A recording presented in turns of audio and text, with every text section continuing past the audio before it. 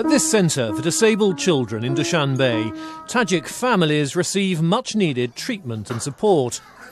But government officials believe they can reduce the number of disabilities long before problems appear.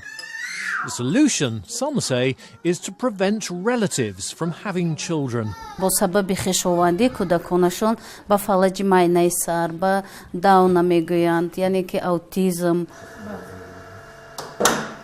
According to an official study, 1/3 of Tajik children with disabilities are born to closely related parents.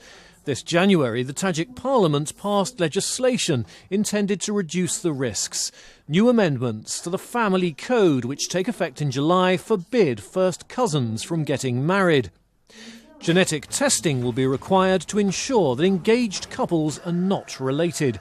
The tests will be carried out at the Genetic Expertise Centre, which opens this month. Можно добрачное консультирование проводить вот с этим аппаратом. Также он определяет мужское бесплодие, делится локуса. Также определяет на совместимость. On the streets of Dushanbe, residents are divided on the need for the amendments.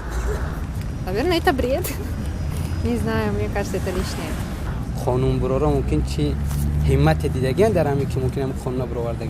Ну, положительно. Это хорошо. Почему? Дети уродами не будут. The mandatory tests are supposed to be offered for free, but one critic warns the requirements open the door for corruption. Gulnora Beknazarova, an independent researcher, says couples could end up paying to receive a green light from the genetics centre, regardless of the actual test results. В случае, если это будет одна лаборатория, то, вероятно, бюрократизация этого процесса, возможно, это превратится, в некую формальность. Along with the genetic tests, couples planning to marry must also be declared free of sexually transmitted infections. And lawmakers may again consider an amendment stating that a woman's virginity must be confirmed by a doctor before marriage.